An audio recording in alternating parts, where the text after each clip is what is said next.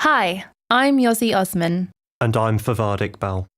We're going to talk you through the portraits featured in the groundbreaking exhibition, Black Cantabs History Makers.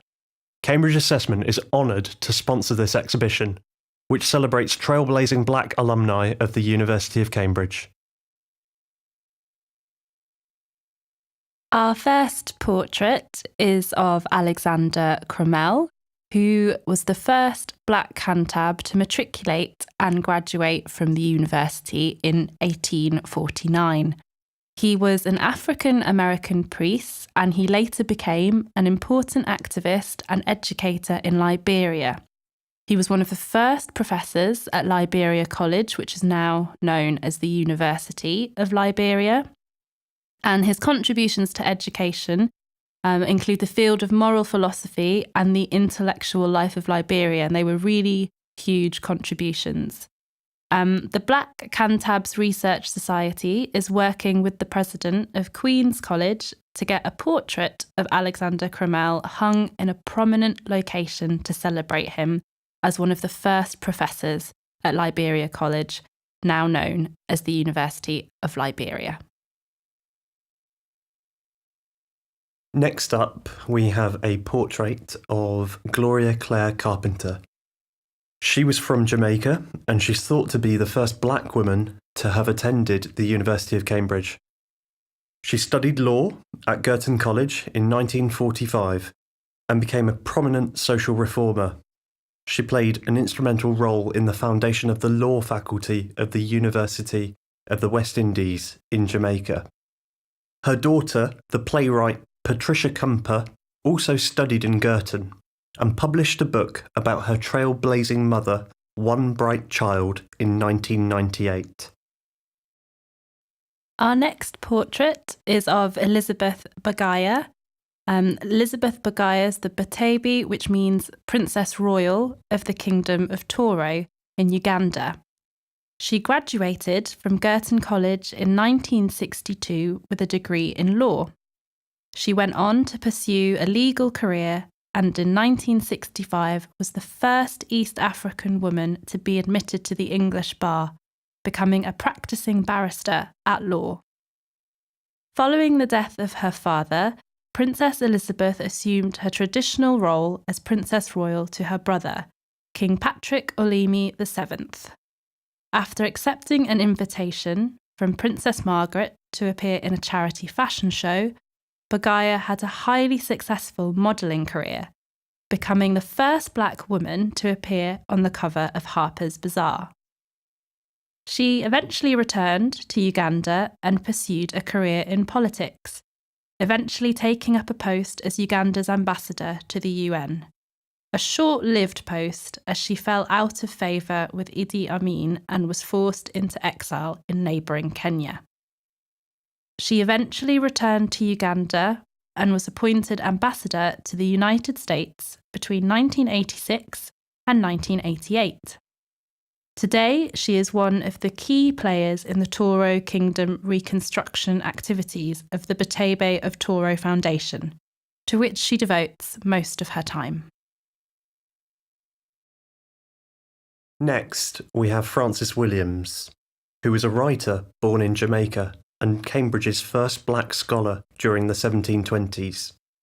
He was the first recorded black writer in the British Empire. The son of a free black couple, his father succeeded in gaining sufficient individual wealth to provide his children with an education. Williams studied mathematics, Latin and literature, eventually graduating from Cambridge with a bachelor's degree. He returned to Jamaica some years later and set up a free school for black children at a time when most free schools were only open to the children of poor white inhabitants. In this portrait by an unknown Jamaican artist, Francis's left hand rests on an open book by fellow Cambridge alumnus Isaac Newton, and the view from the window reportedly shows Jamaica's Spanish town prison, a reference to Francis's most famous poem, Welcome, Welcome, Brother Debtor. Next up, we have a portrait of George Bridgetower. George Bridgetower was an Afro-European virtuoso violinist born in Poland to a Caribbean father and a German mother. He attended Trinity Hall, where he earned a Bachelor of Music in June 1811. As a child, Bridgetower gave music concerts around Europe, and his education was overseen by the Prince Regent, later George IV. In 1802, he travelled to Vienna and formed a friendship with Beethoven, who dedicated his Violin Sonata No. 9 in A major, Op. 47, the Kreutzer Sonata, to him. However, the friendship soured and Bridgetower returned to London, where he lived out his days teaching, travelling, and performing.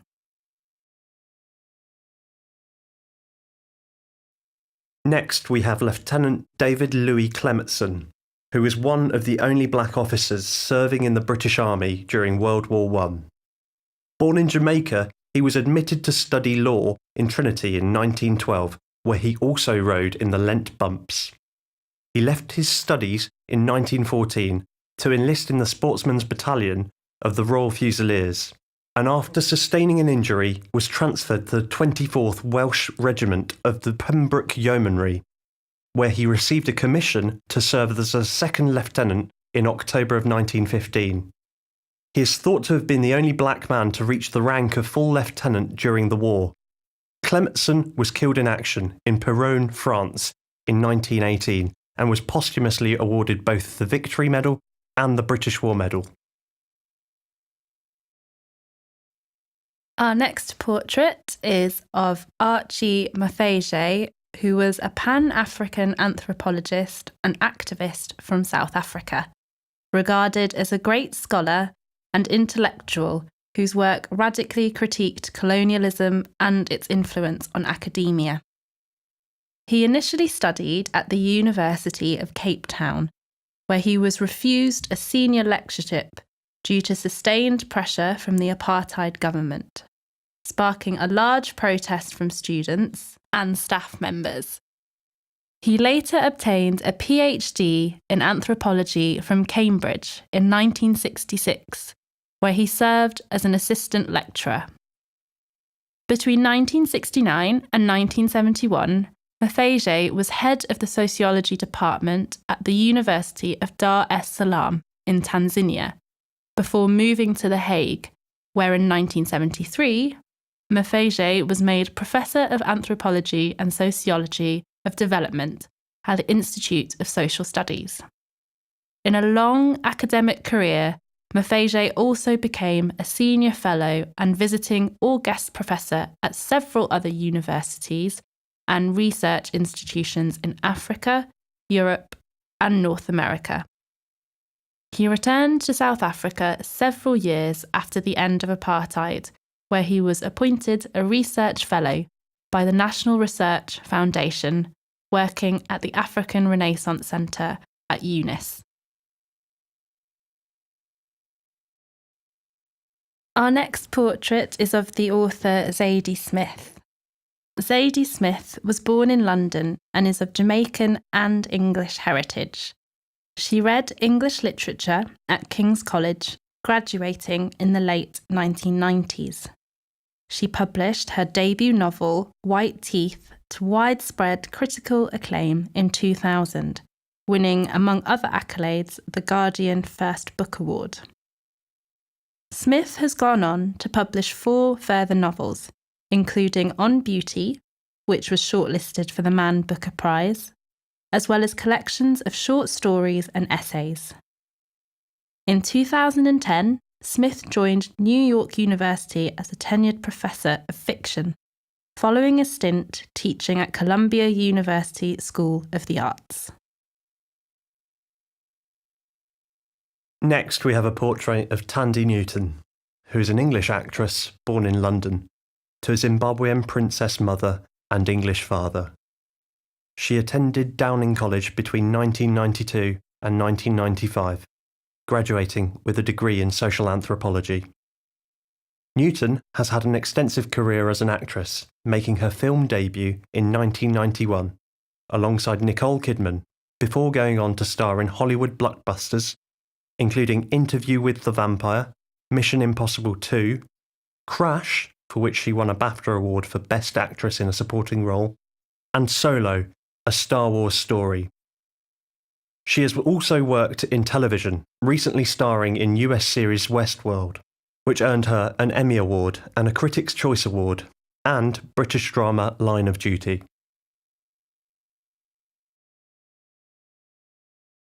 Cambridge Assessment is delighted that this next portrait of British civil servant Sharon White is a special addition to the exhibition while it is housed at our global headquarters, Triangle.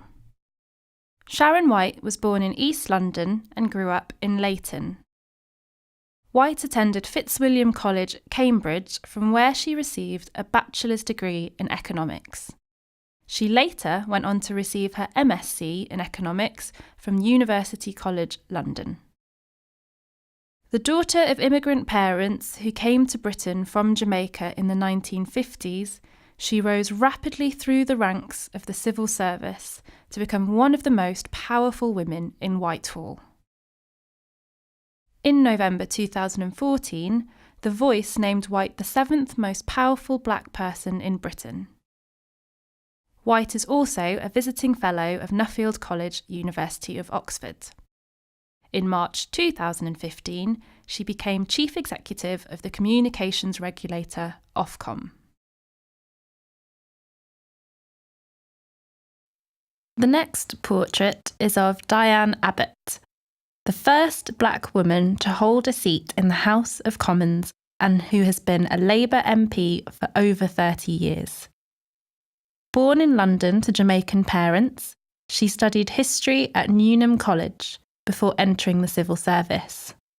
Abbott also worked in the media before starting her political career in 1982, when she was elected to Westminster City Council. At this time, she was involved in the Labour Party Black Sections movement to push for greater political representation for African, Caribbean and Asian people, alongside Bernie Grant, Paul Boateng and Keith Vaz, candidates eventually elected as MPs with her in June 1987.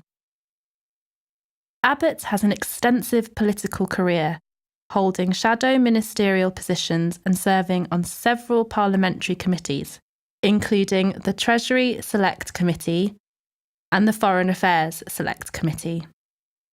She has a particular interest in social and international issues and human rights.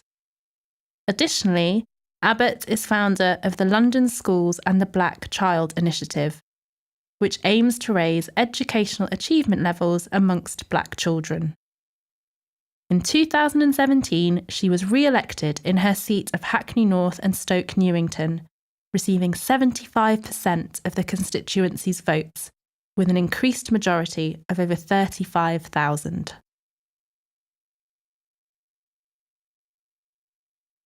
Next, we have Justina Kehinde Ogun Satan, who is an award-winning artist, activist, writer and director, whose first original play, Yumuada, completed a headline run at the King's Head Theatre in July 2018. She read Archaeology and Anthropology at St John's College, where she made history in 2012 by directing, acting and co-producing the first all-black, all-female production on a Cambridge stage for coloured girls. After graduating, Ogun Satan joined the African Women's Advocacy and Campaigns organisation, Forward, where she designed and managed a £2.5 million programme that focused on developing young women across the UK and East Africa to become leaders and advocates against sexual and gender-based violence. An accomplished poet, Ogun Satan was winner of the 2012 Benjamin Zephaniah Poetry Competition, 2014 Hammer and Tongue National Slam runner-up, and winner of the 2015 Cambridge Anti-Slam and Rhinestein Jazz Prize. She is a member of the Young Vic Directors Programme.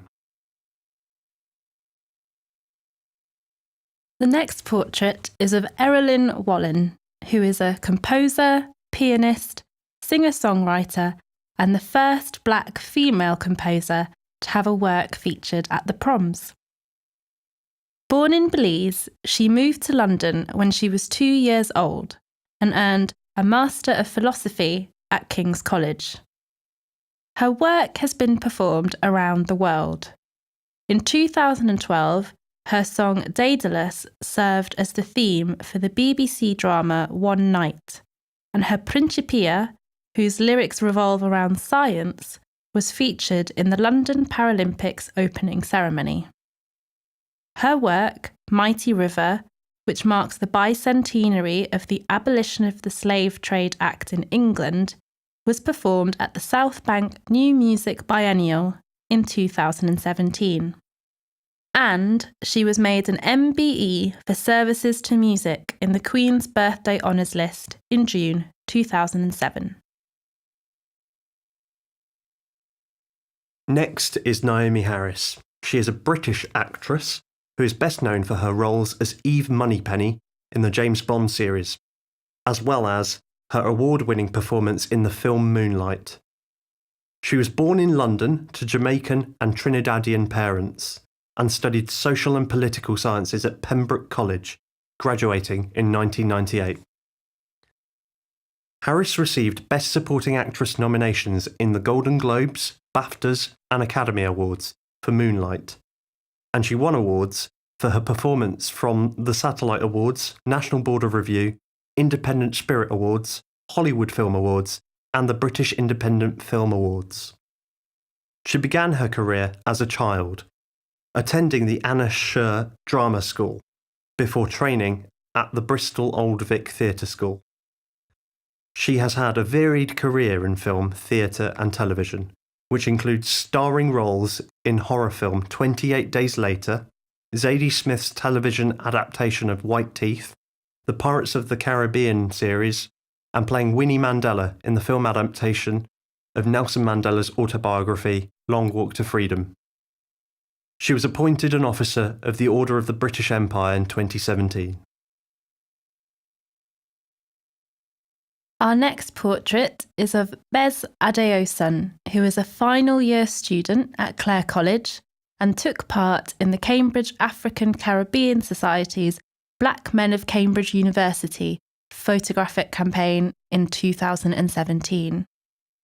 In it, 15 black male students posed for a photograph to highlight black representation at Cambridge and to encourage more black students to apply to the university.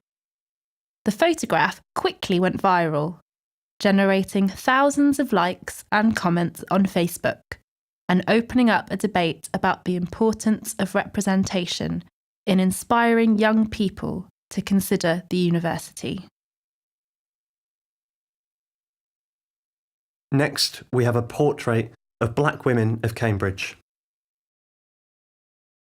In 2018, black women members of the university gathered for a photo shoot to mark 70 years since the first black woman, Gloria Carpenter, who was a Jamaican woman who studied law at Girton College from 1945 to 1948, graduated from the university, as well as 70 years since women were admitted as full members of the university.